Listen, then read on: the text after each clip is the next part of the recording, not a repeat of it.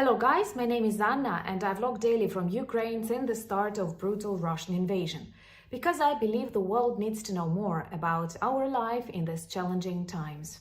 If you support Ukraine, please subscribe. That's the easiest way to demonstrate your solidarity, but also the effective way to spread information about Ukraine, its resilience, and of course, Russian war crimes. But today is a kind of video that I like recording, and we are going to talk about Crimean Bridge on Fire. I'm sure you know this song and you've heard a lot about explosions on Crimea Bridge. They happen from time to time, and hopefully one day this bridge will collapse. As a Ukrainian, I also dream this day to come soon when it falls into the Black Sea and forever swallowed by the dark waters. Maybe even with some military cars and Russian troops on it. Why? Because first of all, this bridge is used to supply Russian orcs in Ukraine with weapons, food, and even people that they need for various crimes they commit here.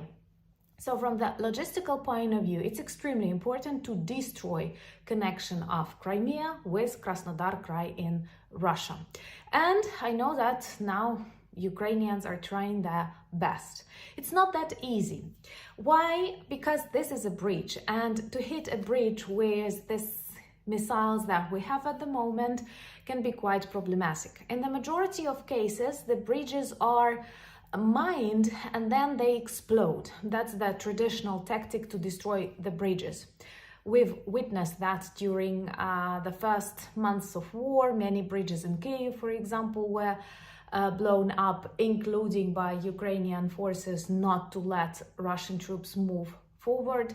So it's really difficult to target them with a missile or a drone that cannot actually cause a serious problem. That's why we so much need long-range missiles. They were used in Kherson region, and the Kherson bridge was destroyed, and that was an important breakthrough for the liberation of that territory. So the same must happen, and must happen soon, in Crimea. And if you agree with me, please subscribe. Plus tomorrow is my birthday. Join me for a live stream, but subscribe. That's not difficult. Up to 50% of people who watch the videos are not subscribed, and your subscription adds prominence to the information that I spread, and I believe the world needs to know more.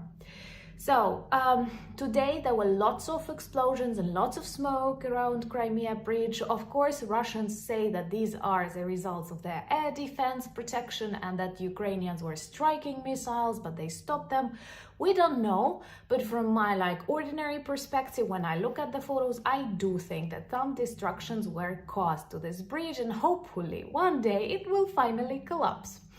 Also, it is closed for transportation, and it's so funny because when I started Googling Crimean Bridge, the very first thing that Google gives me on a mobile phone is actually closed for transportation. And that is already a small victory, because many Russians who are using it for connection realize that, sooner or later, hopefully sooner, this bridge will collapse.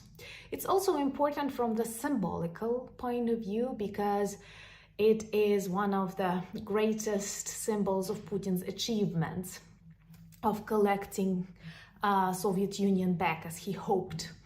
And he was the one to open the bridge, it seems to me, back in 2018. Its construction started right after the annexation in 2014. And honestly, if we were smart enough and if we were united enough, it was high time not to let this bridge be constructed. Because, of course, such bridges, such logistical solutions occupied Crimea, Donbass, and Luhansk, gave perfect military basis for Russian invasion in 2022.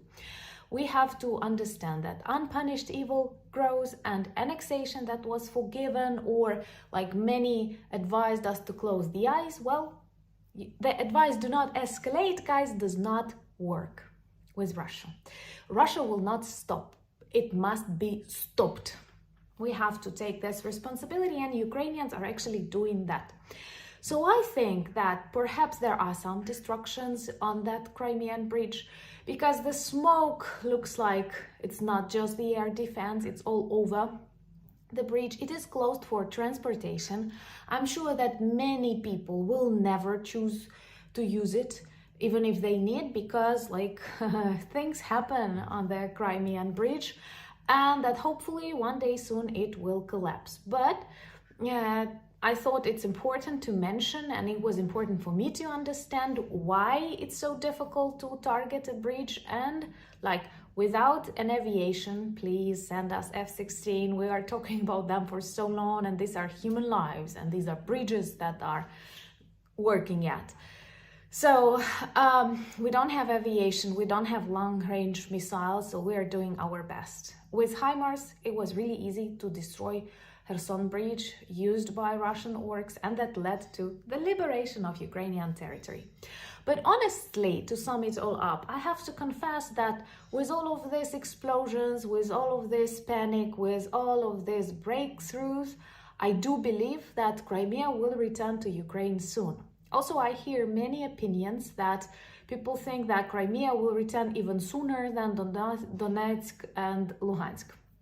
But I have no doubt that all of these territories will come back to normal life, Ukrainian life, together with the democratic world.